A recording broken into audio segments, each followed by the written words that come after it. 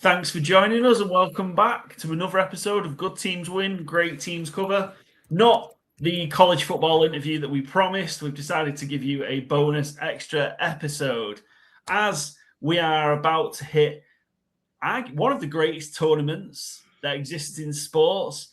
College basketball's March Madness tips off in the next day or two.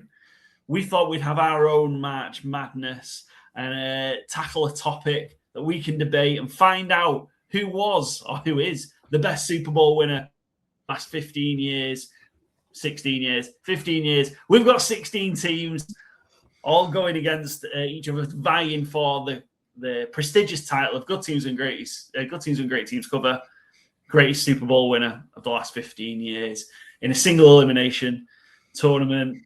We're going to get into all that. We've got 3 of these episodes coming up because we've just decided on a whim. We're going to celebrate March Madness. I'm very excited for March Madness. I'm a big college basketball fan. Very, very much enjoy watching the tournament.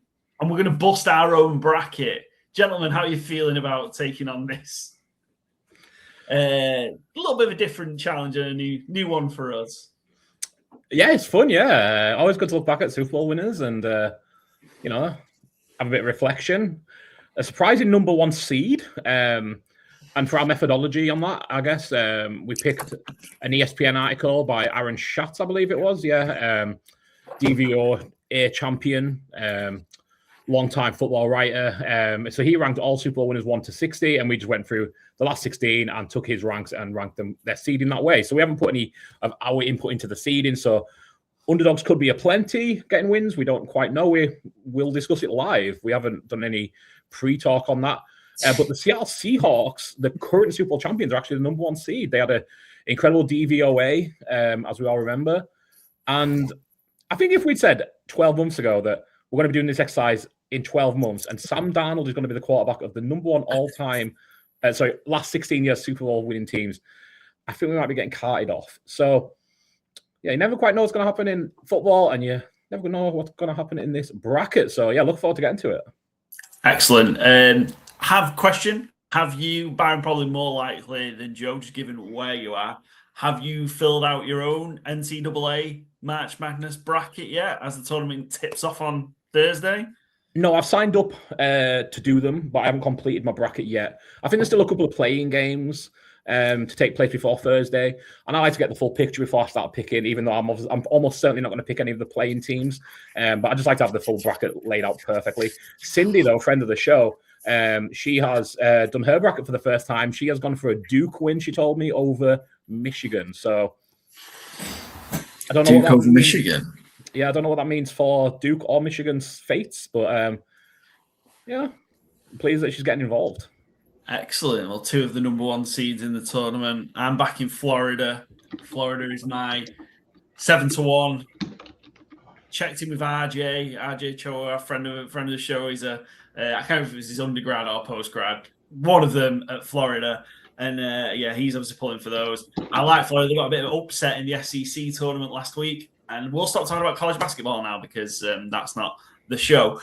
Back to the NFL. We've got some, I suppose, a couple of bits of news. We did our free agency winners and losers, kind of free agency fallout, maximum chaos show last week. So it's been kind of 5 or 6 days since then. Nothing major, not too many kind of second wave things going on. Still a lot of kind of vets waiting, biding their time before sort of signing. There has been possibly some breaking news based on Byron's face, but we've got... Oh, is that something that's just happened in the Champions League, possibly? Anyway, we've got a couple of moves. First up, Jalen Waddle, I'll get it right, traded from the Miami Dolphins to the Denver Broncos. Cost the Broncos their first-round pick in 2026, the number 30 pick, a third-round pick, and a fourth-round swap with the Dolphins. Yeah, what do we make of this move? Sort of what it's cost and how Waddle fits in at Denver.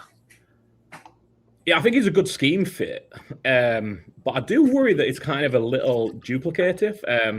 We've got Marvin Mims, I've got Troy Franklin, and now Jalen Waddle, who are all kind of like undersized, really fast wide receivers. I wonder if there's a second move to come. I would presume with Marvin Mims because Franklin really stepped up last year.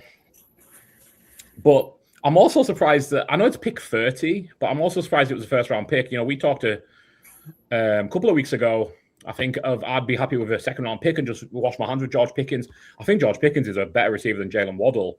Not sure there's too much doubt on that one, truthfully. And I think, I don't think you're getting a first round pick though for Pickens, as I also said earlier. And it's not like Jalen Waddle has like a super friendly contract. Like, you're not taking him on to cut him anyway, obviously. So, like, is paid around the Alec Pierce line. I don't think he's someone that you would think would be getting $40 million a year. So it's not like you're getting some super bargain there. I almost have a feeling that Sean Payton's just itching to make a move. And Jalen Waddle does have game-breaking speed. But again, I think Troy Franklin kind of does. Marvin Mims does. And that wide receiver room's getting bloated quickly. You've got Cortland Sutton there as well. Pat Bryant was a rookie last year who I think played pretty well down the stretch. So, yeah, an interesting move. I think the Broncos probably overpaid a little, and I think Miami will be delighted to get a rapid rebuild is what I've heard people calling it, and which I find a little confusing. I think to rebuild, you have to have had something built in the first place, and if you haven't won a playoff game, have you built something? I would say no. But I think they're probably going about it the right way, like the Jets done last year with the cornerback and Quinnen Williams, Sauce Gardner, I forgot his name there. Cash in on your high-end assets because you're not winning with them anyway. You might as well reset the market. Maybe they take another wide receiver at the end of the first. Maybe, I think ideally they'd like to get a 2027 first instead of 2026. But it almost feels like it's a race to the bottom for the 2027 draft now. You've got Cardinals, Miami, maybe the Browns, maybe the Jets. Bucks were my long shot shout a week ago. So I don't love seeing this from Miami. Pushes that a little further. But ultimately, I don't think it's a move I would have made if I was Denver. I don't think I'd have given up a first because, you get that extra year on the contract as well. I don't think it's a move I would have made. But as always with these things, we said Max Crosby, I wouldn't have given up 2 first-round picks. If the Broncos get back to the AFC Championship game or if they win the Super Bowl and Jalen Waddle's impactful, then obviously it's a winning move. It's just not, I think process-wise, I wouldn't have done it. Yeah, it's interesting. I know we're getting to a point now where those kind of, once you get past kind of like pick 20, those picks are almost becoming like, the value of them seems to have dropped a lot, I think, in terms of that. So maybe they think it's a flyer when you look at who you're potentially going to get. If you're at 30, you're potentially getting, without moving, the 4th, 5th wide receiver, potentially. Mm-hmm. And because again, we've seen that's kind of where we've seen kind of the run on wide receivers in the last few years in the draft is kind of that last third of the first round. And it is more miss than hit. Yeah, definitely. And then they're looking at Jalen Waddle to go, well, actually, the likelihood of getting someone as good or, even with what we'd have to pay to potentially move up a few spots as well. Yeah. It's in essence potentially the same price and bet the devil so to speak. Waddle has production at the NFL level, has had some really, really good seasons. So yeah, interesting to see. Gives Bo Nix another option. I agree with you. It's a bit similar. It could be the end of Marvin Mims in Denver, which would be sad. Interesting to see if he does go somewhere else because he's much loved here. Delivered somebody a fantasy championship, and Byron, we know you're a big fan. So multiple Pro Joe, what do you make of the move for Waddle, Joe? Yeah, obviously it was one of my predictions earlier that Waddle and Achane would go, that they'll blow it up. I was surprised when they got the quarterback in if they would do that. I've agreed with Byron. When I saw the terms, it was a lot higher. I didn't expect him to get first. When you look at his production the last 2 years, he hasn't even reached 1,000 yards. And you look like Cortland Sutton has.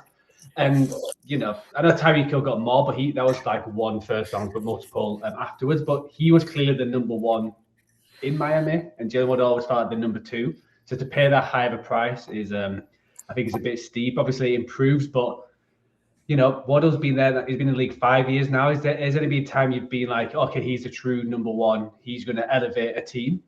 I'm not quite sure if I've ever felt that way with him. I think he's been a great number 2. And is this going to push the Broncos on further when I think there's still some other places they can improve. So obviously improves the squad as the wide receiver room, but I don't know if it makes them like a frightening AFC team just by doing that. And I understand with the draft, like you said, like after pick, but it felt like they said that last year as well. Like after pick 50 and the next 50 picks are just a just a wash. But the Seattle got Nick Eberwari there, and it changed a whole franchise. So I understand you say that pre-draft, but there was a lot of players after like pick 20 in last year's draft, and you look at it, it's like, oh, if Broncos got one of them kind of players, they'll be set compared to just giving it away. And like you said, having that contract and having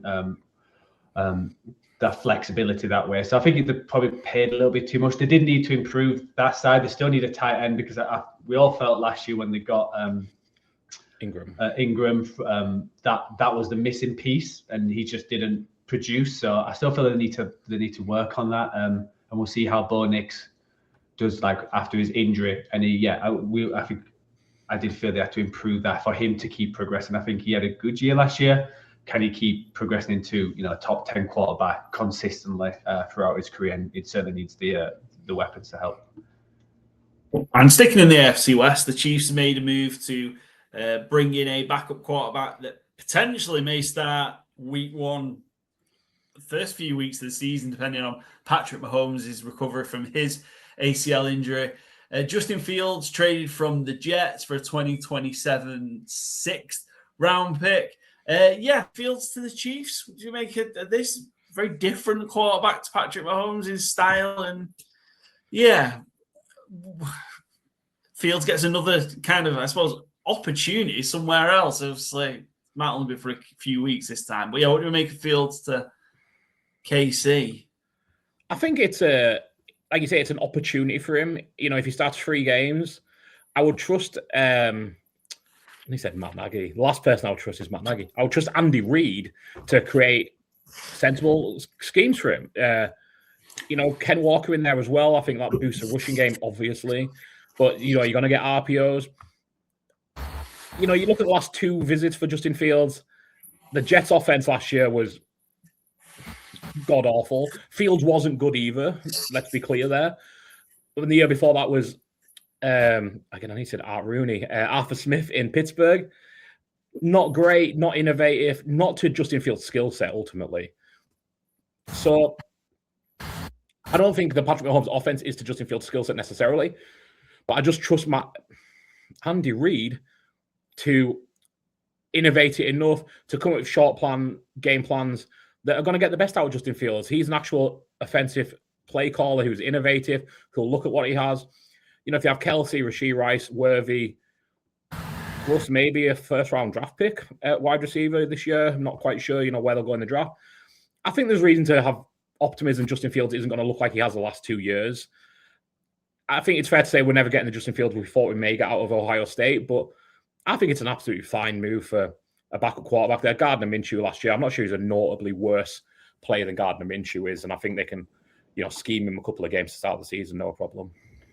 Yeah, I think it's certainly like it's one of them raising the ceilings. Maybe the floor drops because we saw with the Jets the historical like 0-yard games or -yard games, and it's not like the Kansas City Chiefs offensive line is their strength. It's it's obviously gone downhill the last few years, and maybe with the losses they've had on defense, they might have to rely on that offense a little bit more. I think it helps being like Eric Bieniemy being there, coming back as well. I saw a lot of people on X, especially a lot of ex-Chief players and Chief reporters saying they were with Kenneth Walker coming in. They were happy with that Eric Bieniemy, that he focused on the run game. Obviously being a former running back, having that kind of staff who would focus on getting that run game, because last year it was just there was nothing there. And if that run game is the same, then we're going to get them kind of Justin Field games where it goes like his total yards is like diabolical, and he's he just keeps adding to that top 10 list of worst yards per game. So I think that's a huge factor to get the offensive line going, get the running back, and he just needs to do a job. If he plays 4 games, can he go 2-2? Can he sneak a 3-1 just to keep them in it before Mahomes comes back, and hopefully he comes back sooner than later, and hopefully he's all good after the injury. But they just need someone. And when you look out there, like I said, it feels like this is one where if it all works, then you've got a higher ceiling, and this could be something special. And if you just play 5 or 6 games, you never know what might happen. Compared to some of the other like backup quarterback, and you're like, okay, are you going to get much else out there? But you could also get 2-2, but it's not going to be anything exciting. So it makes things certainly interesting, and see where it takes them. And I wonder if they might bring another quarterback in or someone else just for in case it falls out and they decide to go away from it. And yeah, getting for basically peanuts helps both teams. Yeah, interesting to see. But yeah, like I say, very much depends how Mahomes rehab. Off season, you just don't want to try and rush back, and you can maybe afford to have a slowish start. They had a slow start last season as well, though, honestly. Just never really got going, did they? Interesting. Right. Shall we get into our, I suppose, somewhere we won't be seeing Justin Fields? Yeah. We've been in the lab, a lot of bracketology discussions going on. We've consulted a lot of experts, as Byron's mentioned. Here is the bracket reveal for the Good Teams and Great Teams cover. Best Super Bowl winner of the last 15 years. Tournament. And we're going to decide it between the three of us just by hopefully just a fairly straightforward voting system. We'll have some debate. We'll reminisce about some fantastic Super Bowl winning teams, and we will crown ourselves a champion, and then we'll sign off with one final moment and then call it an episode. But the reveal, yes, the Seattle Seahawks of this season are the number one seed. Interesting. I would not have, had we done this, have done the actual seedings, certainly, but I don't think I would have put them number one. I'm not quite sure where I'd have put them just off the top of my head, but it feels like number one isn't the spot. Not even just on the back of Sam Darnold's a quarterback, but just in general, a great team, no doubt. And statistically, I think you mentioned Byron Archat from a DVOA perspective, crushed it. But there's more to that. This isn't a DVOA tournament. No DVOA merchants here in our bracket. But the Seahawks are the number one seed. We've got the 2011 New York Giants in there as possibly unfairly as a 16 seed. The two Eagles teams face off against each other, 8 and 9 seed, the two Super Bowl winning teams. So an Eagles team will get to the second round. We've got the 22 Chiefs as the 5th seed. I would do this in order, but the bracket's not in order, obviously.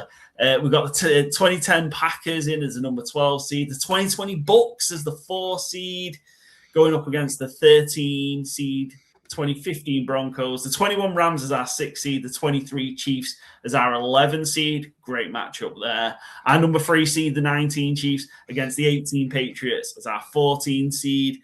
The 16 Patriots is our 7 seed, going up against the Patriots of 2014 in another all same team matchup. And then we've got the 2013 Seahawks, who are also a 2nd seed, against the 2012 Baltimore Ravens team as our 15 seed. That is the bracket. If there had been 64 Super Bowls at this point, we could have done the full 64 to do the full March Madness, but we're not quite there yet. Maybe we should have saved this for a couple of 4 years down the line. But here we are, gents. Should we start with our number one seed? Absolutely. The 2025 Seattle Seahawks crushed the New England Patriots in Super Bowl 60 against the 2011 New York Giants, who also beat the New England Patriots in Super Bowl, help me with the maths, 46? I did have it written down. New England. What year? 46. Yeah. Cool. New England Patriots. For the second time in 4 years or 3 years, whatever it was. Eli Manning securing his second Super Bowl MVP. I suppose, what are your initial thoughts? We're just going to talk about, I suppose, both teams quickly, make some pros and cons for them, and then we're going to quickly decide because we've got a lot of these matchups to get through. Byron, you're a big fan of the 2025 Seattle Seahawks. Of course, yeah. Make a case for them taking care of business as a 1 seed should do against the 16 seed against the New York Giants. Yeah, I mean, DVOA merchants or not, they were very, very, very good all season long. In a very, very strong division, they finished 14-3. They destroyed their division rivals, 41-6 in the divisional round. They absolutely destroyed New England in the Super Bowl, let's be fair as well, by 16 points. They had a close one game with the Rams, obviously, in the conference championship, but the Rams are no, light team either. I think, truthfully, I would have picked the Rams over the Giants as well. JSN, nearly 1,800 yards. Defense, a number of players getting over 5 sacks. You got Byron Murphy, Leonard Williams, Nwosu, and Derek Lawrence all got over 5 sacks.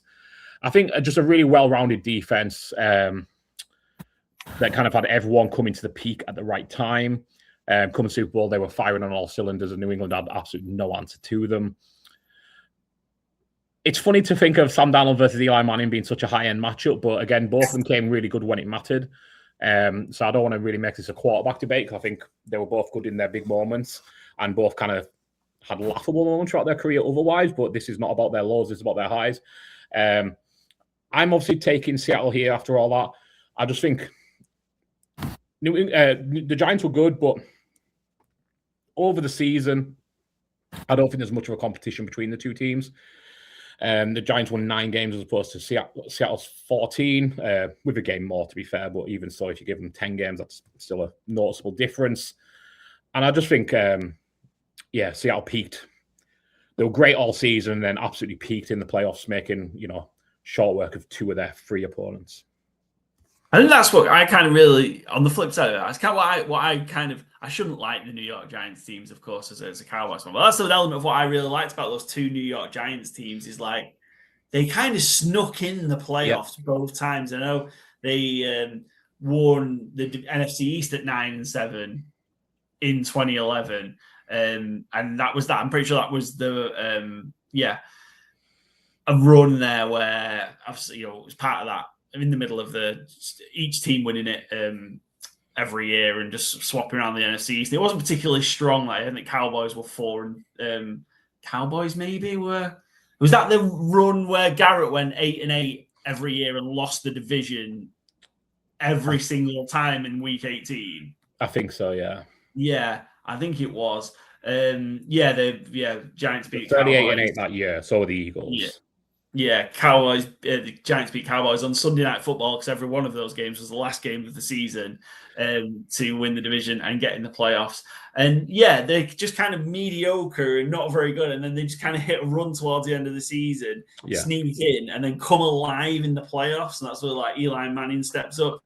This crazy. This team had 2,000-yard receivers. You want to take a guess at, if you've not got it up in front of you, which 2 New York Giants receivers went over 1,000 yards in this season? I mean, I do have it up in front of me. So, Joe, if you don't, go ahead. Well, I was going to say Victor Cruz. Must be one of them. Victor Cruz, Salsa man himself. Yeah. Oh. Didn't just go for over 1,000 as well. Cruz went for 1,500 yards. Yeah.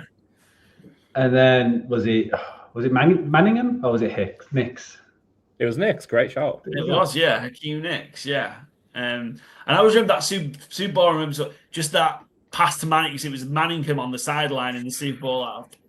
Eli just dropping it in a bucket on the sideline in a game against similar, maybe not quite as big underdogs as they were the first time around.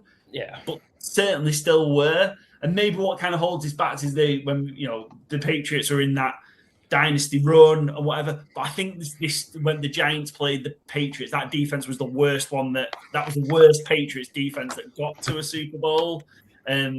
Certainly, probably at that time and since. But I think it's tight. 'Cause I don't know. One should take care of business against 16, but I'd like to make the case that I think the Giants, as a Super Bowl champion, should sneak through. Joe, you're going to make the deciding vote here in this one, and you have to put your NFC West, rivalries to one side. Can I make one last pitch here? Yeah, go for it. The Giants only got through, and I hate to pile this on you, Joe, again, thanks to Carl Williams fumbling a punt in overtime. That's the only reason the Giants got through the playoffs. I don't think you can have that much luck in one spot and be taking down a team who was as good as the 2025 Seattle Seahawks. And I rest my case. Joseph. Yeah. So so I know which way I'm going, and I think a lot of it is, recency bias in terms of what the Seattle Seahawks did this year in terms of like how some of these players might be thought of later down the line. So I am going to go the Seahawks 2025, and I think I'm going to go that way just when you look at the awards as well. So when you look at all pros in terms of how good the Seahawks had 5 players all pro. So JSN was first team. They had Leonard Williams, Witherspoon, Ernest Jones, and the man himself, Michael Dixon, the punter. The second team all pros, and they had 6 pro bowlers as well. While the Giants only had 2 all pros that year. And I think only an additional 2 pro bowlers as well. So yeah, so I think overall, I think that the Seahawks, they were like a team which was like ascended, but they had they had a division, and they just bossed it throughout the playoffs. And I think they had all the pressure on them, even going into the Super Bowl. I think the big was them versus the Rams was basically the Super Bowl. That's how it felt like. Whoever won that NFC Championship, and they came through that with flying colours. And I think you mentioned Victor Cruz, but I think JSN obviously had a better year with the numbers. And that defense was actually was a great defense as well. When you look at if you look at certain statistics, but I just look at points per allowed, they're in the top 25 since the 2010. I'm just going by that. While the New York Giants weren't in the regular season, so I think overall that Seahawks team is a better team than the Giants. I think just because how good that Super Bowl was, that's why we have that mental image of how good that Giants team is and what it represents. But I think it's more because they killed the Patriots. They killed David and Goliath. They did it again. Eli does it again. That we have that like soft spot in our heart. But if you're looking at it, who's the probably better team, then I would say the Seahawks of 2025. Fair enough. Disrespect to our very own Osu Manura though is disgusting. I don't know, Aiden Durday obviously is the DC of the Seahawks as well. I don't know, Jason Pierre-Paul. Do you remember how good JPP was before he blew his own hand off? Yeah, dominant. Yeah, he did 16 and a half sacks in that season. Also, that New York Giants team were the only Super Bowl champions who get outscored during the regular season. So have a negative point differential during the regular season and go on to win the Super Bowl, which in itself is, I know maybe that should be a negative. That's a plus for me, just doing enough to get by and get through, and then bang, go win a championship. Anyway, all right, let's go somewhere else next, and I'm going to keep you both on your toes, Dave, because we're not just going to do it in order, and it'll keep Joe a bit busy as well. Let's go down to our. I'm going to say that one. Let's go down to our 3-14 matchup. We talked a little bit Patriots there on the back of it. It's the 2019 Chiefs. There's a lot of heartbreak for Joe in this as well. Just general teams, a lot of these teams beat the 49ers on the way or in the Super Bowl. The 2019 Chiefs, which was their first championship of the dynasty, against the 2018 New England Patriots. This is the Patriots team that had the defensive master plan, or Belichick had the defensive master plan in the Super Bowl against the LA Rams, shutting down that high-powered offense and rushing attack and keeping them just to 3. It was 13-3, wasn't it, in the Super Bowl? Just 3 points in the Super Bowl. Yeah, 2019 Chiefs, 2018 Patriots. Obviously, Joe, you watched your San Francisco 49ers team fall to the Chiefs in that Super Bowl. What do you remember of that Chiefs team, that Super Bowl, kind of how good they actually were? We won't linger on Jimmy G and the missed, wide open missed throw that maybe would have iced that game. But yeah, what do you remember of that Chiefs team from that Super Bowl? Mute. Jesus Christ, how many episodes have we done? Sorry, I do apologize. I was just trying to figure out which Chiefs versus the 49ers, the heartbreak. Like you said, it feels like most of these is going to be, the 49ers in the NFC or the 49ers in the Super Bowl. Get the worst of it. So that Chiefs, so they won 31-20. Sorry, I'm just loading some stuff up. I think that was the first one where I remember going into it thinking the 49ers had a chance. Because when you actually look at that team, they had their superstars. They had a number of all-pros. I think they had 5 during that year. So Tyrann Mathieu, Travis Kelce, Mitchell Schwartz, and Nicole Harmon. I don't know why they got Tyrann Mathieu in twice on this. It might have 4. He was that good. Oh, yeah. So it says strong safety and safety. So apparently he was in the first and second team, if that's how good Honey Badger was. So thanks, Wikipedia. In terms of that one, obviously Patrick Mahomes. And yeah, but when you look at the squad altogether, you're just looking at the running backs. I mean, LaShawn McCoy was probably their number one with Damien Williams. And the wide receivers also Tyreek Hill, but he's like Hardman and Watkins and Marcus Robinson. So, but obviously they had that defense as well. So, yeah, I feel like the 49ers were certainly in that game. And yeah, you talk about the Jimmy G. It probably felt like this was the dawn of the Chiefs, where they became the new Patriots, where the 49ers felt like they were going to win it, and then the Chiefs just come back like the Patriots did so many times. Obviously, they went 12-4 in the AFC West. They had that crazy game against the Texans, if you remember. So it was 51-31. 24-0 down, yeah. Yeah, and they beat the Titans. Crazy, the Titans win the AFC Championship not too long ago, and they beat them 35-24. So yes, it was a great team, but that Patriots, when you just look at the defense, and I was just talking about some of the stats, but that defense, the 2019 season or was the 2018 season? But for a couple of years, that 2018, that Patriots defense, just with everything they had, was incredible. So yeah, I'll pass it on to Byron to do some analysis while I just look it up. Sure, yeah. 2018 Chiefs for me. 2019 Chiefs. What I was going to say, the 2018 Patriots, I'm putting another asterisk by. Like I did with New York, getting there on a fumble. The only reason the Patriots got to that Super Bowl is Dee Ford stepped offside. We all know it. It happened. That was the AFC Championship game. Patrick Mahomes, his rookie season, comes in after not rookie season, his first year as a starter. Played one game as a rookie against the Broncos that final week. Comes in as a starter, and he's like the best quarterback in football immediately. Blew everyone away that season. And then just so unfortunate to not beat the Patriots in the AFC title game. So for me, I'm putting a little asterisk next to the Patriots and a dog-ugly Super Bowl performance. Fair enough, they did shut down Sean McVay's offense, but Brandon Cooks had a catch that would have turned the game in the end zone on such a tight game. And I do just want to give Damien Williams some credit. You said about their running backs there.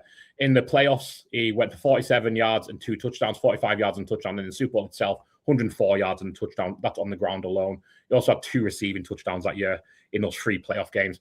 He was electric in the playoffs. This was the coming out of Patrick Mahomes. I think this Chiefs team was really, really, really strong. I don't think the Patriots was the prior year. I think they were good, but not great. Went 12-4 under Andy Reid. And yeah, just scored at least 31 points in every playoff game. The offense was absolutely on fire. Kelsey, 1,200 yards. Tyreek Hill, only 860, but that was in 12 games. I just think they were so irresistible on offense. And like I said, Damien Williams coming huge when it mattered in the playoffs. That's why they'll get my vote. I think New England were not one of the great New England teams here. No, I think this is probably, again, when you wander around, there's obviously some spectacular New England teams, different ways. This was a very much just the random guy. This was like the era of Belichick would just find random guys. And this was like the rebirth of Kyle Van Noy, wasn't it? Yeah, and even when you look at kind of just the guys on this roster, defensive wise, yeah, Kyle Van Noy, there's some great players on there, don't get me wrong, but there's a lot of, obviously Hightower, Stephon Gilmore, who one season later ended up being Defensive Player of the Year. But it's a lot of just kind of plugging pieces in kind of positions. And then offensive-wise, again, this is just that classic, just the random people, wide receivers. We had, obviously we knew how good Edelman was at this point. Josh Gordon, off the back of the problems he had. Yeah. Chris Hogan, who's a goddamn lacrosse player. Philip Dorsett. Like, it's just... Rexy was in there. Rex Burkhead. Like, and it's just... one of his and possibly the all-time great coaching jobs, I think, and taking on kind of when they were outgunned in that Super Bowl, because that Rams offense was just built on just Todd Gurley, wasn't it? Just the ability to rush inside, outside. That's what killed you. The Rams ran over us in that playoff. I think they beat us in the divisional round of the playoffs and just ran for like 250 yards over the Cowboys in that run. But yeah, just to completely take everything away from the Rams in that Super Bowl. I just thought it was an incredible coaching job, and to be able to deliver a game plan, execute on the biggest stage, take the strength and everything else away from your opposition, and just hand it into your experienced players to find a way to win. I just thought it was incredible. I don't think it should be the Patriots. I kind of think it should be the Chiefs 19 team here, but I think it's close. I think it's the three seed squeezed by the 14 seed after a bit of a scare. Joe, I think was that a sweep for the Chiefs 19 there? I think. Yeah, I think so. I think, like you said, because especially the Patriots had a lot better teams elsewhere. I just feel like this Chiefs might have been, like I said, the star of an era, and maybe, I think they deserve to go through against this Patriots. Excellent. So that is the 3 seed Chiefs through. All right, let's nip back up. Let's do the all Philadelphia 8-9 matchup. The 2024 Philadelphia Eagles, who crushed the Chiefs in the Super Bowl. As the 8 seed, and then the 17 Eagles team. Their first, their win against the Patriots. Nick Foles, the Philly special, the statue of Doug Peterson and Nick Foles up off the back of this. Yeah, again, one Eagles team is getting through. Which one should it be? I mean, the 2017 Eagles are exactly where they want to be. They are the big underdogs. They do not want to be favourite in any game. You'll have Jason Kelce with his mask on. I think these two, I mean, they are the 8 and 9 seed, but I think they're very similar as well. Jalen Hurts, I think, came really good in the playoffs. I'm not sure he had the best regular season. He certainly wasn't bad, but again, you're never going to get the numbers from Jalen Hurts because he does so much with his legs as well. What we did have was Saquon Barkley, absolutely dominant throughout the regular season. I don't think you had that with the Eagles passing game in 2017 or the rushing game, really. AJ Brown went over 1,000 in 2024. You didn't have a single 1,000-yard receiver in 2017. Zach Ertz was the leading receiver that year. Their leading running backs in 2017 were LeGarrette Blount and Jay Ajayi, London's own. Jay Ajayi, yeah. Yeah, what a guy. Corey Clement. I think in my head, Corey Clement maybe scored in the Super Bowl, in fact. But he was contributing. I think on talent, I would give it the 2024 team. I think that offensive line, good for both, but I think 24 was more so. Saquon Barkley, levels above any of them running backs we just mentioned. AJ Brown, Devonta Smith, a better wide receiver duo than anybody we've just mentioned. But what you can't say any of these Super Bowl teams are not this way. But that 2017 team certainly had fight, they had spirit. They didn't know when they were beaten. They lost Carson Wentz right at the a few games to go in the regular season, tore his ACL. Nick Foles comes in and has the underdog quarterback stretch to come in and do it. I'm taking the 2024 Eagles because I think they're just a better team. But I'm kind of surprised the 2017 Eagles ended up as a 9 seed. I'm kind of surprised both of these are as low as they are. I thought they'd both be a little higher. Well, interestingly, in the list, they're next to each other. So in the list of the 60, they are. Oh, they're literally next to each other. Yeah. Interesting, yeah. I think it sounds weird to say, like, despite the fact they won a Super Bowl, maybe they would have been seen as a better team if Carson Wentz had played that full stretch and completed his MVP season. But because he didn't and they didn't, I'm going to give it the 24 team. And again, part of it, that 2017 Super Bowl was incredible, back and forth. The Philly special, one of my all-time favorite players. In fact, it was the Eagles, just so special. Not to say special too many times, but it was. Tom Brady dropping the catch. But the 24 Eagles just came and absolutely blew the doors off the Chiefs. That game was nowhere near as close as it looked, and it was an 18-point win. And it wasn't that close. It could have been 30 points rather than, it was closer to 30 than it was to 0. So I'm going with the 24 Eagles, but certainly open to hearing alternatives. Yeah, I think I like it. Go on, Josh. I was going to say, I think what's tricky is it's like head versus heart.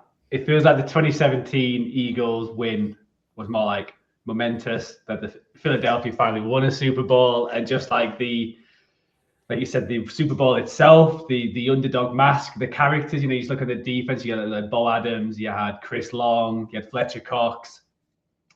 you had all these characters. You had Jason Kelsey, obviously, on the offensive line, where they had the characters where when you think about the Eagles 2024, it just felt they were like efficient and just they knew how to win and they were just better than everyone. While this 2017 was a more fun team and like even with the celebrations and everything around that and everything goes around. So it feels like a difference between head or heart. Like I think 2024 Eagles team is a better team, but it feels like the 2017 is probably going to live longer in like history and that kind of that allure, that kind of I'm curious what Eagles fans would think which they would pick in terms of who they would want to go through. But I think the better team is probably the 24 Eagles when you just look at the overall squad. But it's and obviously Nick Foles, that was like a huge thing as well. So to have all that, to be the full because Philadelphia is like the underdog city, they have that persona and the play off it. So to win it that way felt like more special than 2024. But I think the 2024 team's a better team. Yeah, it's interesting. Again, the 2017 one, just the nature of managing to beat the Patriots and probably withstood and overcame Brady's best. So actually, the best game he played in the Super Bowl was that one. Certainly for the Patriots, he's got his books on. We'll talk about that as well. But yeah, certainly for the Patriots, at least his best Super Bowl performance was in this 41-33 loss against the Eagles, and the Eagles defense just made that one extra play, didn't they? That Eagles defense did in the Super Bowl. It was sort of Brandon Graham and being able to kind of stop them a couple of times when Brady gets the ball. Also, I think one thing that goes in favor of the 17 Eagles as well is there's an It's Always Sunny in Philadelphia episode dedicated to it, Home Alone style ripoff or parrot, homage maybe, homage to it, which I think counts in its favor. But I think probably what the Eagles 24 as well. I think it's a kind of the bounce back and kind of getting back so quick after the disappointment of similar to kind of Brady there losing to the Eagles in 17. Not many people are going to play better in a Super Bowl than Jalen Hurts did in 22 against the Chiefs. And he obviously came out on the losing side to it, and a bit of a shit way to finish the game, wasn't it? So, give me the bounce back Eagles coming back in 2024, avenging their loss. That defense is incredible. Although they don't have a statue, Jalen Hurts doesn't have a statue outside the link yet, like Nick Foles. But if I'm going to be the deciding factor, we'll take the number 8 seed, Philadelphia Eagles, to advance to the Elite 8 against the 25 Seattle. Bit of recency bias, maybe, with those two. Right, let's go, and we'll maybe start moving this a bit quicker as well. Conscious we've talked Eagles, Chiefs, Seahawks quite a bit. So let's go somewhere where there isn't any of those. Let's go to our 4 seed. Talked about Brady a little bit already. Well, Tampa Bay Buccaneers, first team to win a Super Bowl in their home stadium in 2020. COVID season, first year obviously after leaving the Patriots, gets all his buddies, goes to Tampa, and wins the Super Bowl over Mahomes and the Chiefs with that kind of defensive line, giving Mahomes and the Chiefs O-line a torrid time against the 2015 Broncos. Again, maybe all defensive performance, one of the all-time great defenses. I think that 2015 Denver Broncos team, Peyton Manning with whatever he had left in his arm, doing enough to win Super Bowl 50 against Cam Newton and the Panthers, and riding off into the sunset, equaling his brother Eli with 2 Super Bowl championships and rings. Where do you sit on this one? 2 different stories. I think in this one, I like the Peyton riding off into the sunset. But my God, Von Miller in that Super Bowl, so good that Broncos defense was. It's kind of what carried him through the majority of that season. Or kind of Brady moving down to Florida, winning it at home. What are your thoughts on this matchup? I mean, it's kind of the Super Bowl I think the NFL always wanted, Brady versus Manning, but always impossible because, you had the AFC when Peyton Manning was, or you have them both in the AFC when Peyton Manning was playing. And Peyton Manning is kind of, I think, maybe the deciding factor on this one, despite the fact this is, in terms of bracket, 4 and 13 is a, big gap. I think these 2 teams are fairly close together. And I think my deciding factor here is going to be Peyton Manning was washed. he got benched during the season for Brock Osweiler. Brock Osweiler started 7 games that year. Peyton Manning only started 9. But like you say, that defense, come the playoffs, they only gave up 16 points to the Steelers, 18 to the Patriots, only 10 to Cam Newton and the Panthers in what was a terrible offensive performance by the Panthers, incredible season by the Panthers, but just too much to do with too little for Cam Newton when he got to the big game. You mentioned that Broncos defense. I mean, goodness me. Like you said, TJ Ward in there, Von Miller in there, Malik Jackson, Aqib Talib, Bradley Roby, Brandon Marshall, the defensive player, not the wide receiver, Derek Wolfe. Just a all-encompassing, great defensive front. Von Miller, like you say, exceptional that year, all-pro. And great on the backfield as well. Aqib Talib, ball snatchers he usually does. 2 interception touchdowns that year. Just a really, really good defense, but they needed to be. Somehow, they still have 2,000-yard receivers. Demaryius Thomas, 1,300 all-timer Bronco. Emmanuel Sanders, sneaky 1,100-yard season that year for what is Emmanuel Sanders' second reference on the show with the Jimmy Garoppolo throw earlier we mentioned. By contrast, Tom Brady had Rob Gronkowski back out of retirement, coming in for 7 touchdowns and only 600 yards. He was an older player at that point, 31, but Godwin, Mike Evans flying as they usually do. And we had playoff Lenny coming big when it mattered again, as he did. And I think I'm going to lean Tampa Bay, but this is probably my least strong pick so far in terms of like how I feel about it, because that Broncos defense could slow down most anybody. Like I said, didn't go 20 points to anybody in the entire playoffs. I just worry that Broncos offense wouldn't get much done, even against this Bucs defense, which wasn't the best in the league, but it was in top 8 in points for given up that year. You had Lavonte David all over the field, Devin White, Jordan Winhead, Antoine Winfield. Certainly a solid defense, but I don't think without Brady they're winning the Super Bowl. So I'm going to give the vote to the Bucs, but it's my least strong lean of the 4 games we've had so far. Yeah, Joe, what do you make 2020 Bucs against the 2015 Broncos? Yeah, I'm going to give you the hard decision. I'm going to go to 2015 Broncos. I just think I understand what you're saying with the Buccaneers, but they've got similar in terms of all pros. And I just feel like the Broncos overcoming that defense, what they had to go through the playoffs against the Steelers, when the Steelers were good with Rosberg and Antonio Brown and that team. Then they beat the Patriots to get there, and then beating the Panthers, which were they were 15-1 that year, and it felt like they were going to win that. And coming from the Broncos a couple of years ago, before that, when we'll talk about when they got blown out by the Seahawks, but that felt like the chance for Peyton Manning to get a second Super Bowl then, and that was probably such a good team, and to get blown out and have that, but to come back and beat the Panthers, who were just stormed it that year. I'm going to lean the Broncos. Brady's got he's got plenty of Patriots to play further down the line. So let's get Peyton Manning through to the 8 and do him a favour. Yeah, it is a tough decision. What I didn't realise was, because I know Osweiler played that season, but obviously your memories of it as seasons go back.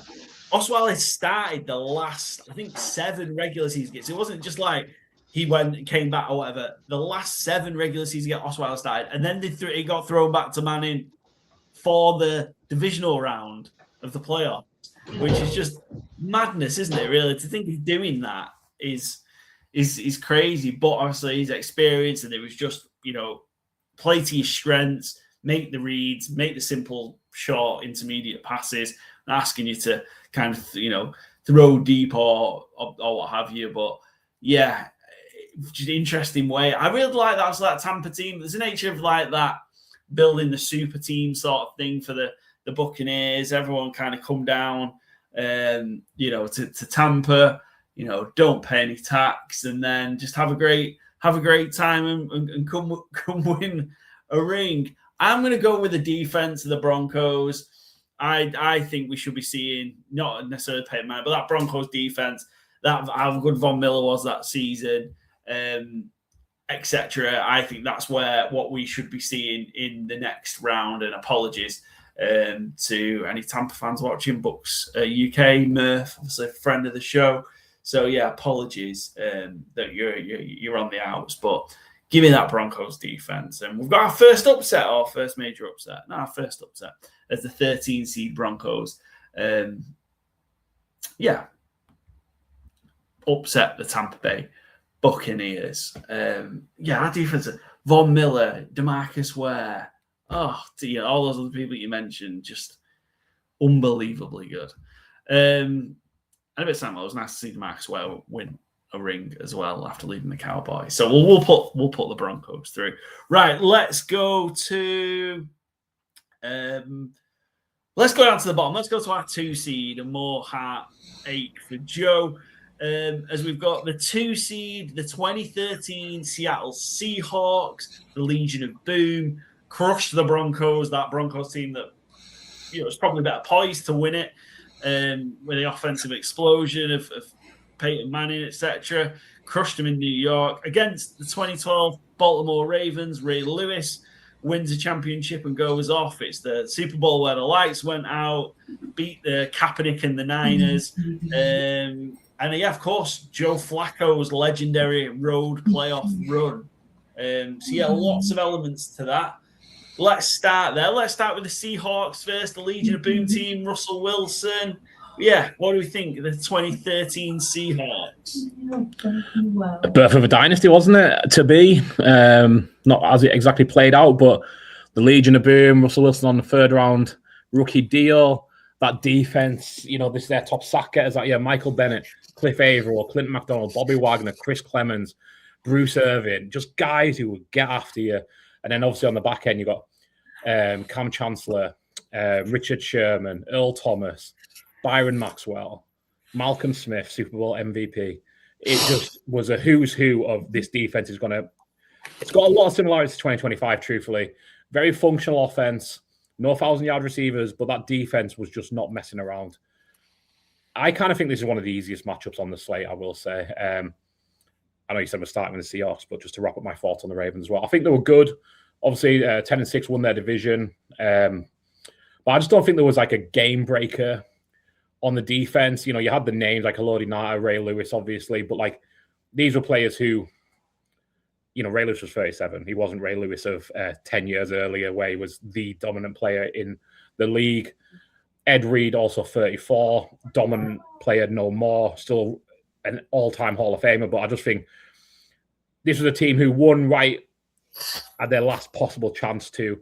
I don't think they would stand close with this Seahawks defense. I think they would destroy Joe Flacco and a somewhat limited Baltimore offense. And I think Russ and Golden Tate was their leading receiver that year, which still feels a little weird to see. But Doug Baldwin, a really underrated wide receiver of those years. Then you had Beast Mode, obviously 1,200 yards in the backfield on the ground alone. So I'm taking Seattle pretty comfortably in this one. Interesting. Joe, you were on the end of, I suppose both of these. The Seahawks beat the Niners in the NFC Championship game in 2013. Of course, the Ravens beat the Niners in the Super Bowl in 2012. This is a rough episode for you, I think, reliving all of this. But having faced both of those teams, you might be best placed to make the call here. Yeah, I don't think it's as clear cut as what Byron says. I thought this was a pretty tricky one. Just because when you look at that Ravens team, they do have some great players, and you forget Haloti Ngata was playing. They got Anquan Baldwin, Torrey Smith, and they had that magical playoff run with the game against the Broncos in the divisional playoffs, where it felt like that should have been. The Broncos should have got to the Super Bowl there, but it was a huge Hail Mary by Joe Flacco where the cornerback or safety just absolutely just whips it. And that's huge. And then, beating the 49ers where there were some dark arts, where they were in command against that game and someone turns the light off in New Orleans and the 49ers start coming back. It's I think both games the 49ers had a chance at the last second to basically win it. I think they may have both got to Crabtree and they didn't catch either of them. Well, that's what happens when you use a sorry-ass receiver. Exactly. But when you look at that Seattle team, as Byron lists, they're just so good. And when you look at the stats, so in terms of points per fewest points per game by a team since 2010, the Seahawks are fourth with 14.4 points. And then you think who they were playing the offense, which scored the most amount of points per game as well as in 2013 against the Broncos. And that Broncos team was incredible, and they absolutely destroyed them from the get-go. I think that was one of the most looking forward to, like, it's the defense versus the offense, the best defense versus the best offense, and that defense absolutely crushed that Broncos team.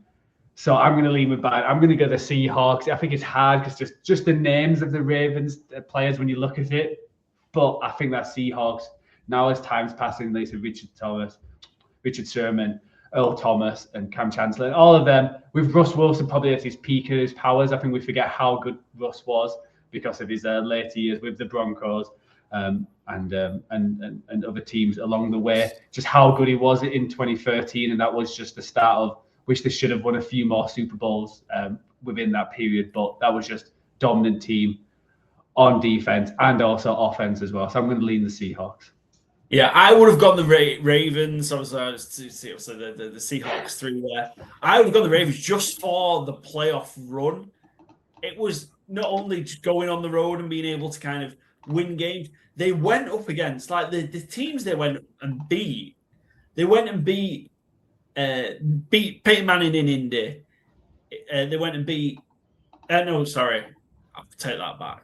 They didn't, did they? They went and beat Andrew Luck in Indy. They went and beat Peyton Manning off the back of that great season, first season with the Broncos, in a double overtime game that was insane with that play Joe mentioned, and in a shootout, 38-35. Went into New England and beat the Patriots by 2 scores, and then beat obviously the Niners in the Super Bowl. The Broncos, Patriots, and 49ers all ranked within the top 5 or top 4 DVOA that season. It was a gauntlet they ran in the playoffs as not a particularly fancy team, I guess, in there. Joe Flacco was incredible, earned himself over $100 million off the back of it. And yeah, probably didn't quite work out after that. But that run of 4 games is insane. Having to have those 3 road games and deliver to such a high level was incredible. His line in the playoffs, I think he was 1,140 yards for 11 touchdowns, no interceptions, just no turnovers, of a QB rating of close to 120 in the playoffs is insane. I would have taken the Ravens. But yeah, it's the 2013 Seahawks that get the nod. And you said it didn't all work out for Joe Flacco afterwards. This is a man who did go on to make a Pro Bowl in 2025. That is true, yeah. Winner of NFL Comeback Player of the Year as well, a couple of years ago. So yeah, sad for Joe Flacco they didn't make it to the Sweet 6, no, the Elite 8 of our bracket. Right, we've got 3 and we'll try and speed up a little bit. Let's go to our 5 seed, the 22 Chiefs. Again, Joe, your San Francisco 49ers on the end of... Oh, no, that's the Eagles one. You're right. You're off the hook on this one, yeah.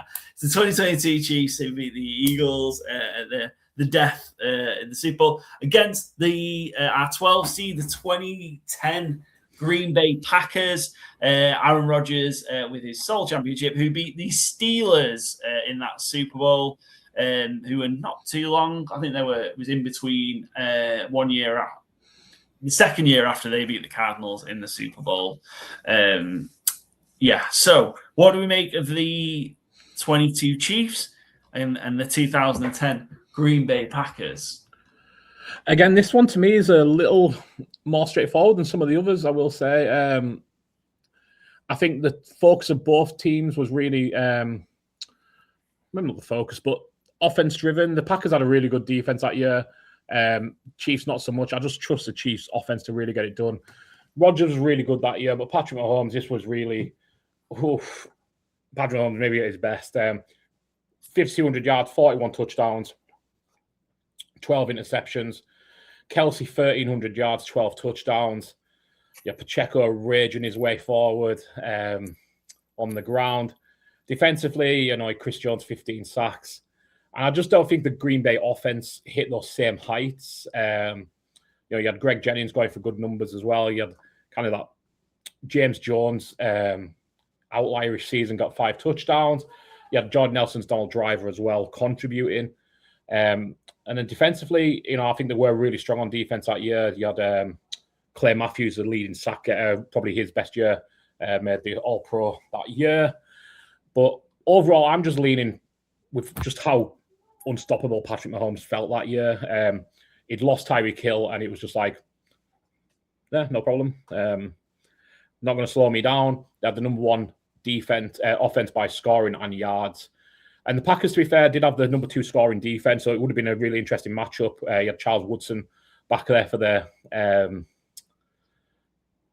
Packers defense that year. But I am going with the Kansas City Chiefs here. So, Joe, again, just where are you with this? Are we going to balance this one out, or are you sort of sitting with the Chiefs as well as being kind of the clear winner here? Byron's made some but Byron's been real decisive, I think. I think obviously, I'll probably lean the Chiefs as well. Just it's that weird thing where the Packers have probably had a lot better teams over years where they've had heartbreak in the playoffs, where it felt like with Rodgers' MVP and just that offense just in the years after 2010. But yeah, when you just look at the overall team, if you just look at all pros, they've got 6, while the Packers only had 3. And just when they went 14-3, so 17-3 in total, and it just felt, they beat the Bengals, they had the whole hype of whose house it was with the mayor from Cincinnati, and they managed to come and coach. And you got to take into account that Super Bowl, that Eagle, like you've talked about, Jalen Hurts, it might be the best performance by a quarterback not to win, probably him or Brady, and they managed to come out on top against a very good Eagles team, 38-35. So I'm going to lean the Chiefs as well. Yeah, again for balance, I think I'd have gone with the Pack. But if I was making a decisive vote, I'd have gone with the Packers. I think again on this one, just trying to balance it. It's so long ago, and maybe it's just there's that bit of nostalgia to it as well. But I don't know. I think again these Chiefs team. Maybe I think I've got more honed in on the teams that are just kind of a standalone and don't repeat on here too much, because I think some of the other teams bleed into each other naturally, of course. But yeah, I don't know. I thought that Packers team was a really good team. I think they ended up being a 6 seed. Again, they were similar to the Ravens. They won all 3 playoff games on the road before the Super Bowl. Went into Philly, beat the Eagles, hammered the Falcons in the Georgia Dome as it was then. And then there was the NFC Championship game against the Bears, that snowy one, which is again that's a game I remember quite fondly as quite a tight game. And it was Cutler and the Bears and Rodgers and the Packers, but the Packers go into Soldier Field, beat the biggest rival to get a berth at the Super Bowl. And then they played that Super Bowl pretty well in Steelers against the Packers. Pretty good game, pretty good back and forth game. I think pretty sure it was in Dallas as well. And yeah, the Packers just kind of outlast the Steelers to win that championship. But yeah, I think I would have gone with the Packers. But we've got the second Chiefs team through, and that gives us a Chiefs-Broncos matchup in our Elite 8. Couple to do then. Let's do the All-Patriots matchup. Next, 16 Patriots against the 14 Patriots, 7 seed against the 10 seed. Yeah, again, obviously 2 very, not too dissimilar squads in this one, but I suppose, which one are we putting through? The 2016 Patriots or the 2014 Patriots? And both teams had a crazy Super Bowl win as well. Obviously, the 16 was coming back against the Falcons at 28-3, and then the 2014 Patriots, there was a Malcolm Butler one. So they're both where it feels like the other team should have won the Super Bowl. Yes, it's an interesting one, and I'll just say, man, I'm probably going to lean the 2016. They had a better record of 14-2. They had more All Pros, and I just think overall that squad was set, and beating and coming back against that Falcons is probably the best comeback you'll ever see. Yeah, I think I'm going to go to the 16 Patriots as well with the comeback. Also, 2014, even though that Malcolm Butler play is iconic and arguably probably maybe the most single important play in NFL history, Deflategate, is 2014 when they beat the Colts 45-7. They might have beat them 38-7 without the deflated balls. Who knows? But yeah, Deflategate and everything off the back of that. So I'm going to go 2016 off the back of it as well. I'll just put a line through the 2014 Patriots, Joe. Yeah. Well, that was quick and easy. Just as a quick one before we move on from 2014 Patriots, if you haven't got it up, do you know who their leading rusher was that year? 2014, I'm going to guess LeGarrette Blount, but... No, he was their fourth leading rusher. He only played 5 games that year. Oh, Sony Michel? No, he didn't get drafted until 2018, I think, or 2017. Oh, Jesus Christ, yeah. Well, I've got their squad up now, so I'm going to guess this is Shane Vereen. Shane Vereen was second, and he played in 16 games. He got 391 rushing yards. He was more of a pass catcher, to be fair, Vereen. Their leading running back had 8 games. Jonas Gray. Jonas Gray had that one game. I think he scored 4 or 5 touchdowns against the Colts and then was never seen again after everyone spent all their free agent fantasy budget on him. But yeah, Jonas Gray was leading player of the 2014 New England Patriots, who are now eliminated. So we can move on to our final matchup. I don't know what Joe's did to the bracket here, but yeah. Anyway, line through the 2014 Patriots. 16 Patriots are through, who are is also deleted the number of the seed. So I think our 7 seed, the Patriots. Right, we leave our 6 against 11 as our final game in the first round. Rams, 21st, the 2021 Rams, second team to win Super Bowl at home, going back to back after the Bucs did it in 20. Beat Bengals. Joe Burrow and the Bengals, Cooper Kupp, Super Bowl MVP, against the 2023 Chiefs, who beat the Niners in overtime, didn't they, Joe? Yeah, the Rams beat the Niners in the NFC Championship as well when they won. This is great. Everyone's like double whammy. And again, it felt like both games the 49ers should have won because I think I can't remember what his name is now. Was it one of them dropped that easy interception just in the middle of the field on his own? Oh yeah.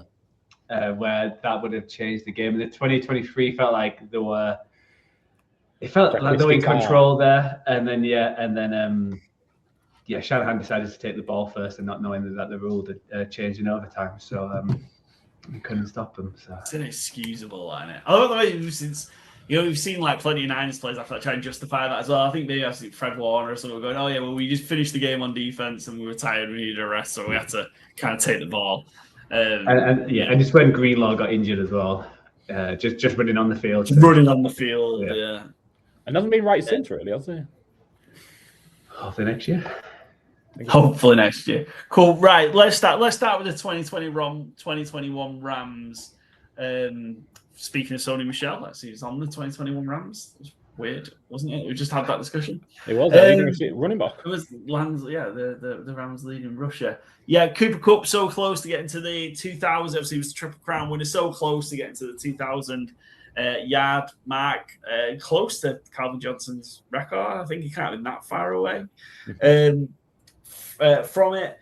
Again, I feel this was more a team, I think maybe a relatively well-balanced team, I think. Obviously had the game records on the other side. Aaron Donald had, one of his many absolutely incredible seasons. Von Miller also on this team as more of kind of a role player, I suppose, so to speak.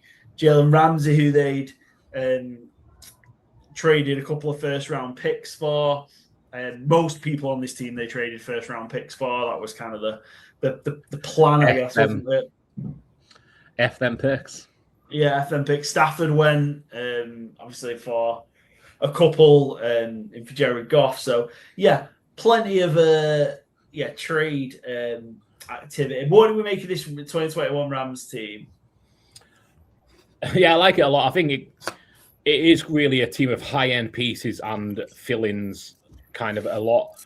Aaron Donald, Cooper Kupp's season that year, Von Miller, Matthew Stafford, and then a lot of and they were on that team as well. Cool. Van Jefferson was the second leading wide receiver. I do want to give a shout out to Odell Beckham, who actually came on in the Super Bowl and then got injured, sadly. Deshaun Jackson was on that team as well. Darrell Henderson, just a lot of oh man, I didn't realize that guy played in the Super Bowl winning team kind of players. Whereas the Chiefs, again, a lot of these teams do blur together. I think we've said that a few times, but again, you had Kelsey, Rashee Rice as number one receivers there. And again, it kind of falls off from there, I'll say a very top-heavy unit. Kadarius Toney in there. Again, as Joe will well remember. Sorry, mate. George Karlaftis, kind of his breakout year. Chris Jones, both get into double-digit sacks. So I think it's a really well-positioned matchup. I'm going to lean the Rams just for that Stafford Cup connection, which felt unstoppable, especially in the biggest moments. But this is another one that I'm kind of like not super strong on my convictions here. So if we go the other way, I need to say if we go the wrong way. If we go the other way on a 2-1 vote here, I'm not going to be upset by it like I might be in some other matchups. But I'm going to leave the Rams just because I felt like Stafford Cup connection was, like I say, pretty much unstoppable, it felt like.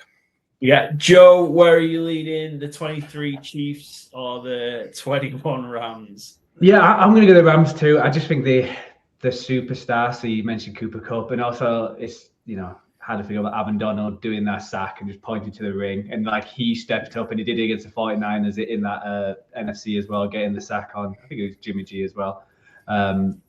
Just dominating. Like when you think of the last 10 years, then they're the players, and that's probably like the seasons you think, okay, they were just dominant. Aaron Donald, you could argue maybe the best defensive tackle. Well, he certainly is in the last 20 years. Maybe he's going to be an argument like in history. And then the Cooper Kupp that season was just incredible. And they also had Jalen Ramsey as well, which we forget that he had a great year. He was the first all-pro player as well.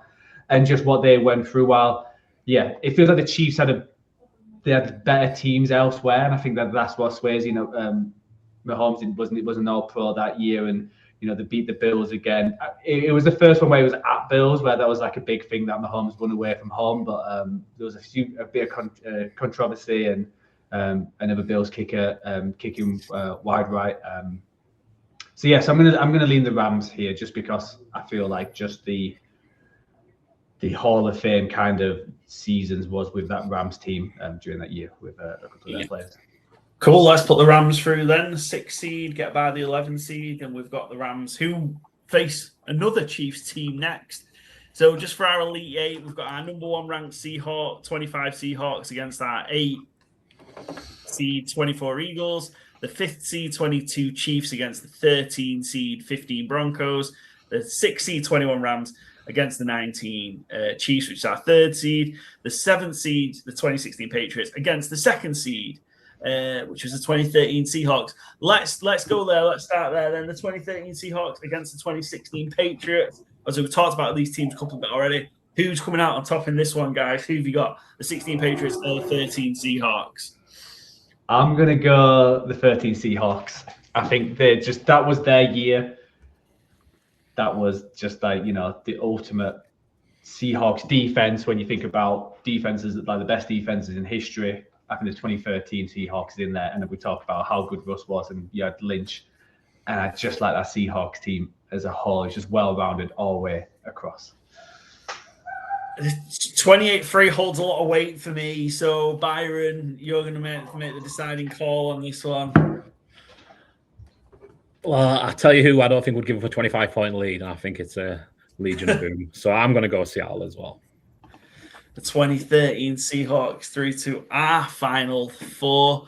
Let's go. We'll just go up the way then. We've just talked about the 2021 Rams against the 2019 Chiefs, the first one in the dynasty against, let's say, Matt Stafford, Cooper Kupp, Aaron Donald. Do you think if that was the 21 Rams in the position against the 19 Chiefs, they'd have closed out that game? Would Stafford have made the passes that Jimmy Garoppolo didn't? Would Aaron Donald have kept Mahomes in check or stopped that rushing game? You'd think so, right? So this is a brutal one. I am going to go... Again, I just think the Rams had that touch of inevitability with Cooper Kupp being so unstoppable. You mentioned Aaron Donald there as well in the biggest moment. Pains me to pick against that Chiefs team, but I'm going the LA Rams. Joe, 21 Rams, 19 Chiefs. Yeah, I'm going to go Rams as well. I think that's who was like straight away. That's who I felt. I was trying to like argue against it in my head, like the Chiefs, but no, that 21 Rams was a special team, and just with just the superstars just stepping up. Yeah, close that again. A lot of these types of balls. We'll just go into that. Kind of Cooper kind of struggled in the game, or had been for a bit, and then Stafford just finally got it going in the fourth quarter with Cooper Kupp. Completely took over the game and did enough to deny the Bengals. It would have been quite a fairy tale win, I guess, wouldn't it, if the Bengals had won that Super Bowl, but coming back off the ACL in his rookie season. 21 Rams, and nobody in LA cared. They won. All right, let's go to the top. Chiefs v Broncos. That's our 5th seed against our 13th seed. The Broncos are highest remaining seed. 22 Chiefs, 15 Broncos. I'm going to make a case. That defense was that good. What we've seen in Patrick Mahomes is from the Chiefs in their 2 Super Bowl losses, just swarmed by dominant defensive lines and ability to kind of get pressure on Mahomes. I think Von Miller, 2015 Von Miller, with being backed up by DeMarcus Ware and co. I think the outcome could have been very similar. Obviously, they can't play because it's both 2 AFC teams, but you get the point. Had they met in the playoffs, I guess. I'm going to make a case. I think it should be the Broncos. I have to love the nostalgia of obviously Peyton winning his second one and kind of just riding off, the sheriff. So, what do you guys think? I'll go next if you want. I'm going to go the 22 Chiefs. I just think that Patrick Mahomes, Kelsey, Andy Reid is just a step above the Riverboat Ron and Cam Newton. And when you look at that Broncos offense, like you said, Peyton Manning with his noodle arm couldn't even throw it 5 yards, somehow getting enough points. I don't think that Chiefs defense with Spagnuolo, with Chris Jones, and with that defense, what they've shown, they played that Eagles team who arguably had a great defense in that, and they was able to put points on. And there was certainly, when you look at the Hurts offense versus what that Peyton Manning offense was, there's light years. So I'm going to go the 22 Chiefs. It's up to you, Byron. Yeah, I feel like me and you have been on the same page an awful lot here, Joe, and we remain so. The 22 Chiefs for me as well. I just think if you could take the Chiefs offense and the Broncos defense, you might have the entire winner here. But I just think that Broncos offense is just too much of a hindrance. Like you say, noodle arm Peyton Manning couldn't throw it 5 yards. Brock Osweiler too tall to play quarterback. So, yeah, I'm going with the Chiefs. Just their defense wasn't a standout by any means, but it was good enough to stop this offense, and this offense was really, really good that year. Excellent. Right. Okay. That's fair. I mean, good job. There is some, difference, because if we were all just on the same page, it'd be a very, very boring episode, wouldn't it, of doing this March Madness bracket. Right. The recency bias goal, the 2025 Seattle Seahawks against the 2024 Philadelphia Eagles. Joe, you want to go on this? You look like you're struggling. Yeah, this is a hard one. When you just look at these teams, they both went 14-3. Both, I think, first seeds in the division. They both play the Rams. I'm gonna go the Eagles. I just think when you look at and again, this could be it's only a year between them, but having your Barkley, Zach Baum playing incredible, AJ Brown, John Malata, Lane Johnson, Jalen Carter step up, and they just dominated the Chiefs. I'm leaning the Eagles 2024 because I think that offense as well, just with everything around it. Obviously, Walker was MVP, but it was just that kind of sluggish game that if the Seahawks were playing a team with a better offense, and I think that could have been a lot closer game. I don't think the Patriots were the second best team in the division, but when the Eagles played when the Eagles got to the final to play the Chiefs, it felt like the Chiefs were inevitable, but the Eagles just dominated them from start to finish. And, the 40-22 was just, it felt a lot wider than that, and just the players which stepped up. So I'm going to go the Eagles 24. Get a statue for Big Dom outside the stadium. Statue for Big Dom. Byron. Well, sorry, I'm going to make your pick a bit boring here, Paul. I don't know who you're going, but I'm leaning with the Eagles as well, which maybe surprised myself a little here. But I think stopping the three-peat as well kind of gives it a not a mystic quality, but I think it boosts it up. And I totally agree with basically everything Joe said there. Both really strong teams, but destroying that Chiefs team, I think, again, on a three-peat was a tougher ask than destroying the Patriots. And it's really, we are splitting hairs here because these are all 8 really good teams. That's why they're here. But yeah, I'm going the Eagles to advance through to the Final Four. Yeah, I would have also picked the Eagles here as well. The 2024 Eagles. Yeah, I just think that run, they started real slow, didn't they? And then when they finally kind of worked out how to use Saquon properly and the old line got going and the defense turned it on. And then they just kind of went away. And I think there's just some more maybe more iconic moments in it, and that's tough to say, isn't it? I mean, we're a matter of weeks since the Seahawks won the Super Bowl. Yeah. Just things like Cooper DeJean's pick 6 in the Super Bowl and stuff like that, where I think there's just some more iconic moments in it. So I'll take the 2024 Eagles. All right, we'll stick with it. The 2024. This is our Final Four. The 2024 Eagles, 2022 Chiefs, 2021 Rams, and the 2013 Seahawks. Our Final Four to crown the best Super Bowl winner of the last 15 years in our first March Madness bracket. Let's start at the top. Eagles are our 8 seed against our number 5 seed. Again, kind of these two teams intertwine because, again, it's that Chiefs team that beat the Eagles and the Eagles that then beat the Chiefs. So, yeah, maybe fitting that they facing each other in such a late stage of our competition. Where are we sitting on this one comparing these two teams? I'll go first, I guess. Yeah, Byron, sorry, I was pouring instructions from the host. And again, we're Final Four, all elite teams now, all very, very strong teams. I'm going to go with the Philadelphia Eagles because I think they're slightly worse on offense in terms of gaudy numbers because I think of the way they played. Again, Jalen Hurts is never going to pass like Patrick Mahomes does over a season, although he can out-duel him on a one-on-one matchup. I think Saquon Barkley in that offensive line was so strong that even though the Eagles only finished 7 and 8 in points and yards respectively, that defense, again, come the end of the season, was so dominant. They dominated the NFC Championship game. They dominated the Super Bowl itself. And it's not exactly, apples to apples, but a lot of this 22 Chiefs team were there in 24 as well. And they absolutely blew them out. So that's kind of tipping my balance here a little bit. But I think just their defense was so much better than the Chiefs' defense was equivalent. So I'm leaning the Philly Eagles here. Oh, that pains me, though. I know, yeah, it's tough. Joe. Yeah, it's tricky because when you look at the playoff run for the Eagles, there wasn't anything spectacular. Like they beat the Packers 22-10. They beat the Rams.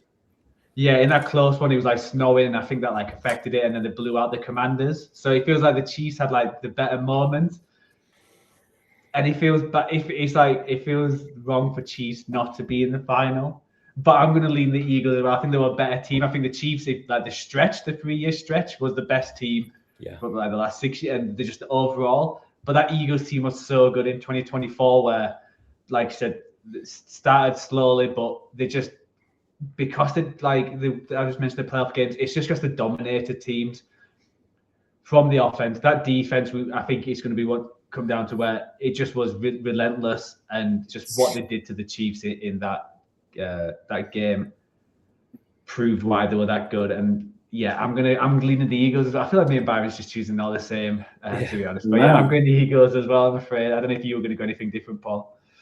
I think I've got the Eagles just because these two teams face each other, and the fact that I think when you kind of look at them over the 2 matchups, I think the Eagles just kind of completely Eagles outplayed them and out-dueled them, and Hurts played better than Mahomes when Mahomes played well in one of them. But I just thought, again, just the strength overall of the Eagles team. They were good. That 2024 Eagles team was great everywhere, I think, and didn't really seem to have many weaknesses or any real weaknesses. And again, I feel a little bit sick as a Cowboys fan talking about it, but stopping the three-peat, I think which they could have done in the first place, but being at the end of the three-peat and being able to kind of stop it, and I think it's kind of hammering. One of the biggest winning margins in a championship game, so they beat the Commanders 55-23, and really just beat the absolute piss out of them, didn't they? Eagles probably rightly then our first berth in our good teams and great teams cover championship game. Can't really call it the night, can we? I guess, but we'll come up with another name for it. Rams Seahawks. I think this one's quite interesting. NFC West battle. 2021 Rams, 2013 Seahawks. The Cooper Cup. Oh wait, I had the 25 Seahawks in my head. I was like the Cooper Cup Bowl. Cooper Cup Bowl. Cooper Cup Bowl, not quite. Sorry. Yeah. I can go first if you want.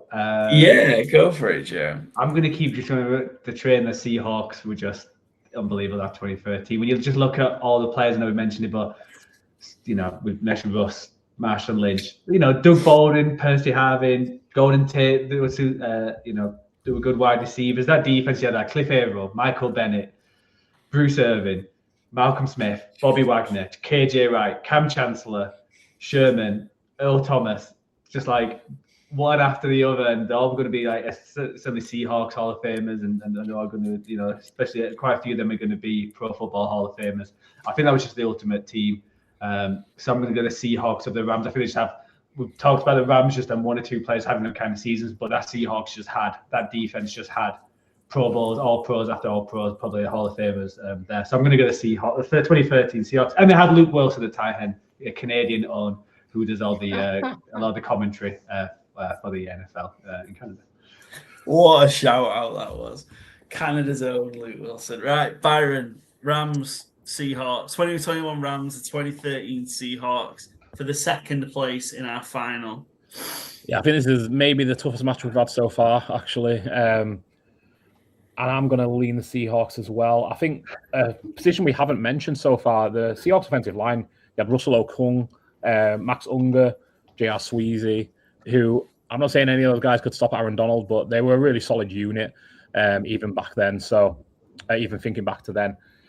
So, Joe just rattled off the names of the Legion of Boom. And again, just so unstoppable. And I think, again, I feel like I'm agreeing with Joe on everything we're saying here. But I think as Joe mentioned earlier, like, got to remember this isn't Russell Wilson of the Pittsburgh Steelers or the Denver Broncos. This was Russell Wilson when, Mr. he would be like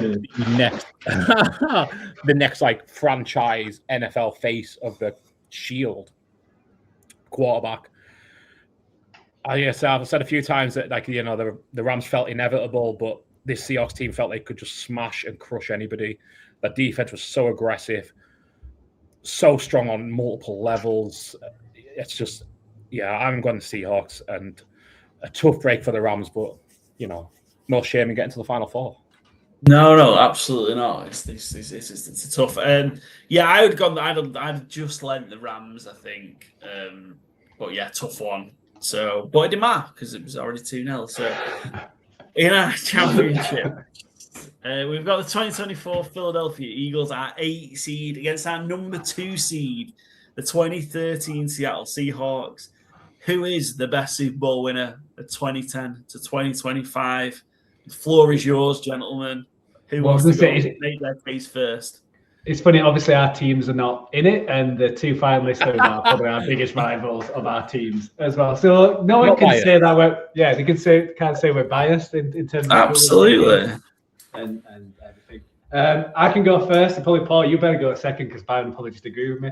I'm gonna keep running the train the 13 Seahawks. I think just everything I've said, and just that Super Bowl to play the best offense, and that Denver offense was like history making in terms of points, touchdowns, just what Peyton Manning did that year, coming back from the neck injury, and just like it felt that it was going to be such a an offensive unit in that Super Bowl, and it was like, what is the best? And it was just like from the first snap flying over Peyton's head, it was like that game is done, and our Seahawks defense just crushed it. So I'm going to go the 13 Seahawks as the best Super Bowl winning team since in the last 16 years.